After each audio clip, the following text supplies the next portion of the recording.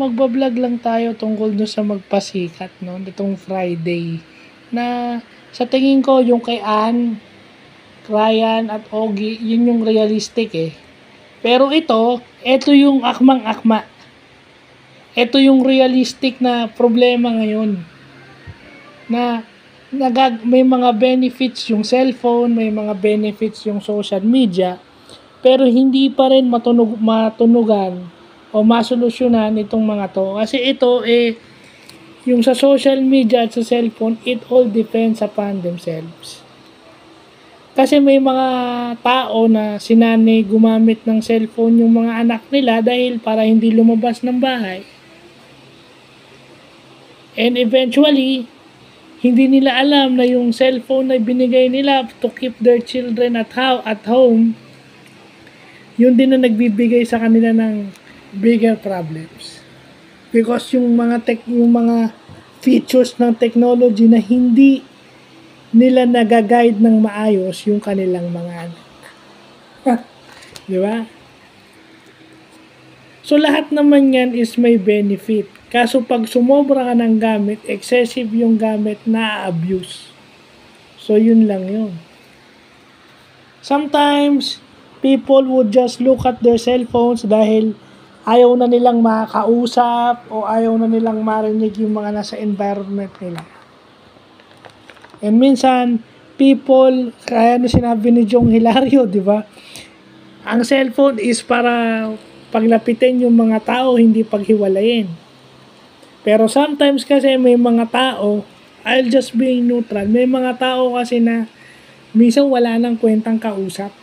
Let's be realistic about that. May mga tao na sirang-sira ang araw mo kapag kakausap mo. Di ba? May mga tao kasing hindi ka rin binibigyan ng space. Na? Di ba? Yung mga ganon. Ganon din naman yung nangyayari sa cellphone. Sa dami ng toxic sa social media ngayon. And it turns out to be may tendency na yung nakikita mo sa social media is ipapasok mo sa isip mo. Kaya nga some people view Facebook, Twitter, and yung other social media platforms as toxic. Kasi kung ano yung nakikita nila sa Facebook, they retained it. Ako, kung ano yung makita ko, scroll down. Kung hindi ako apektado, scroll down. Yung mga stories na pinopost ko, yun yung prinsipyo ko. Yung mga pinaniniwalaan mo. Diba? Kasi, diba, kagaya nun, nagbibideo kayo. Yung video pwede mong putulin.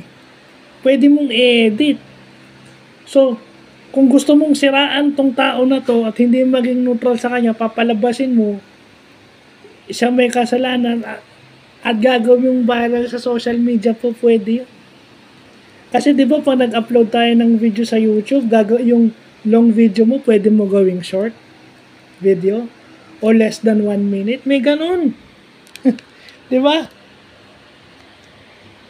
Yung video is pwede mong i-cut. Yung CCTV footage na yun is may mga sequence yan eh.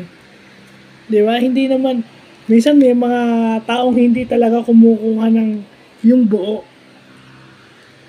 na ano sa CCTV. Sometimes yung CCTV malabo. Oh. Diba? So, paano yung mga ganyan? Yeah, naging basher din ako sa social media for once kasi sasabihin, oh, heartthrob, may gusto sa'yo si ganito. And it turned out to be, pagdating sa Facebook, nakaakbay. Tapos sasabihin, may 5-year chick. Tapos sasabihin, kaya ka naman pala hindi kasi hindi mo nilalapitan eh. Ba't ako lalapit? Give me a reason why lalapit ako, and then some people would call me bitter. Well, sino bang hindi magiging bitter? Hindi naman kayo yung nasa lagay ko, di ba? Siguro nga pag may tumarantado sa inyo, isang sapak nyo lang or isang ano nyo lang, okay na eh. Or kung sumobra, baka nga masakal nyo at makulong pa kayo dahil physical injury or mapatay nyo. nang di sinasadya. Kasi walang problema sa inyo dahil you could physically defend yourselves. Walang problema. Doon sa mga taong sasabihin, bitter, move on, hindi gaya mo. Kasi kaya nyo lumaban eh. Paano doon sa mga gaya ko? And sometimes, social media are ways to burst out. Although sinasabi na nila na hindi dapat nilalagay sa social media yung mga personal na problema kasi nga nabobroadcast sa ibang tao, pero nasa sa tao na yun kung paano nila intindihin. If they would empathize to the people, to those people at dun sa tao na yun, maiintindihan nila. Eh yun yung mga vlogger eh. Kahit yung private life ng mga celebrities is pinapakialaman. Eh private life na ng mga celebrities yun. Lahat para kumita lang. Oh, yun yung mali. Sasabihin nyo, hiwalay na si Richard Gutierrez at saka si Sara Labate. Anong proof nyo? Or nakita nyo lang sa ibang tao, sasabihin nyo, porket ba hindi nagpo si Kim Chu, nakasama si Sian, hiwalay na sila. Anong proof nyo? Kaya nga, pati si Richard at saka si... Di ba? Anong proof nyo na hiwalay na yung mga sikat na personalidad? Kasi baka nakukuha nyo lang din sa ibang sabihin nyo, kalat na kalat sa social media. So, ba't nyo ipo-broadcast yung mga ganun? Kaya nga nagiging toxic eh. Oh. Tapos yung, kagaya sa basketball, yung injury ni Justin Brownlee, may nag-comment na isang basketball fan kung ano-ano sinasabi. Ba't yung pinobroadcast yung alam nyong makakasira sa tao? At nire-repost nyo pa. Kasi gusto nyong ipagtanggol si Brownlee, kaya naghahanap kayo ng ebidensya. So yung mga ganun. Kasi wala ba naman... Yung mga ganun na wala naman kayong alam, di ba? Kagaya nung kay Brownlee, kaya niya siguro nilagay yun, kaya niya siguro nag-take siya ng ganong substance is para gumaling yung injury niya, matulungan niya yung gilas. So wala kayong alam doon, kaya wala kayong karapatan na husgahan si JB na gumagamit siya ng ganito. Gumagamit siya ng ganun. O, hindi ba't para kumita kayo? That is irresponsible use. O, yung kaka-vlog ko lang kanina, yung Omegle at saka yung yung Omegle at saka yung Steakcam. Bakit na shutdown? Dahil sa pornographic content. Yung nudity, exploitation of minors. Kasi may mga bata na nakikita yung mga pwede sa technology, akala nila po pwede yun. Unproperly guided by parents. Kagaya din nung napapanood sa TV, di ba? Kagaya din ng mga napapanood sa TV. Pag natuwa kayo sa napapanood nyo sa TV, nakakalimutan yung may kasama kayong mga bata. So, tsaka diba dapat maging responsable kayo kung ano yung bibitawan nyo on live TV at lalo na kung noontime show kayo. Yun lang ang akin. Maging responsable kayo doon. Kung pangtanghali, panghulsam yung ilagay nyo. Kasi minsan, yung pang-comedy bar na pang-adult is napupunta sa noontime show. Tapos ituturo nyo dahil may kasalanan din sila. Huwag kayong magturuan. Gawin nyo yung tama. Yun yung responsableng paggamit ng cellphone at paggamit ng social media. Oh.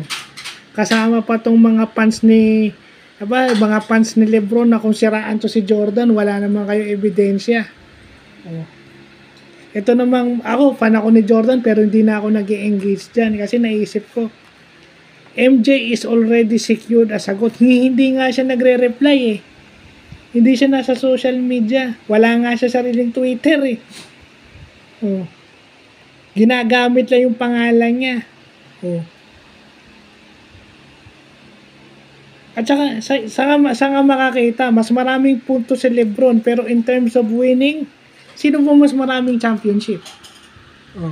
Yun na lang ang akin, kaya Hindi na ako nag-engage sa ganyan kasi yung 6-0 in the finals, di ba? Tapos sasabihin nyo, si Jordan umiscore 2 points sa Washington Wizards. Okay, fine. Bakit yung LeBron nyo?